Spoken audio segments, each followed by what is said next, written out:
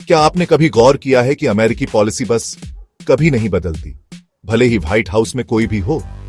मेरा मतलब है, एक दिन बुश होते हैं, फिर ओबामा, फिर ट्रंप, फिर बाइडेन, अब शायद फिर से ट्रंप। लेकिन जो बड़ी चीजें हैं वो हमेशा एक जैसी ही लगती है।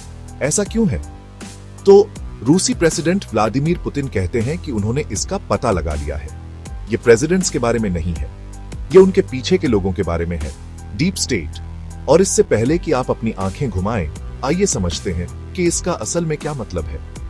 पुतिन का दावा है कि उन्होंने 3 अमेरिकी प्रेसिडेंट्स के साथ काम किया है और वह कहते हैं कि हर बार जब कोई नया आता है तो वे बड़े आइडियाज से भरे होते हैं, लेकिन लगभग तुरंत ही वे पावरफुल एडवाइजर्स, चालाक ब्यूरोक्रेट्स और पुराने जमाने के डिप्लोमेट्स की दीवार से टकराते हैं।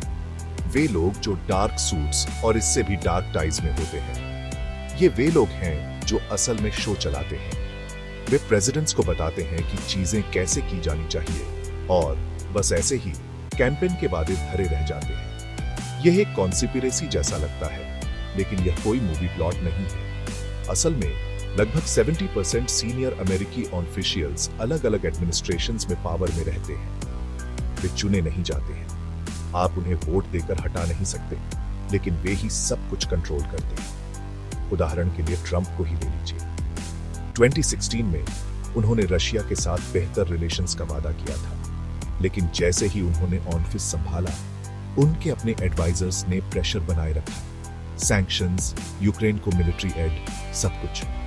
ओबामा ने 2008 में रशिया के साथ रीसेट के लिए जोर दिया था, लेकिन अंदाजा लगाइए क्या हुआ। उनकी टीम ने भी सख्त रुख अपनाया, क्रीमिया हुआ, और सैंक्शंस और टेंशन।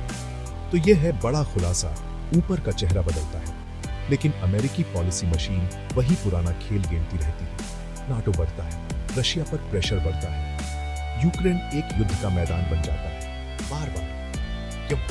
क्योंकि अमेरिका की फॉरेन पॉलिसी असल में वोटर्स या प्रेसिडेंट्स द्वारा नहीं चलाई जाती। इसे परमानेंट पावर ब्रोकर्स के एक नेटवर्क द्वारा शेप किया जाता है, डीप स्टेट।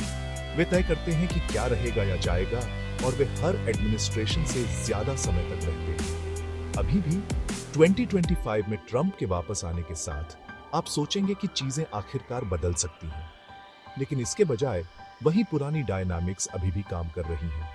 शायद कुछ बड़े बदलाव हों, लेकिन सिस्टम वापस अपनी जगह आ जाता है।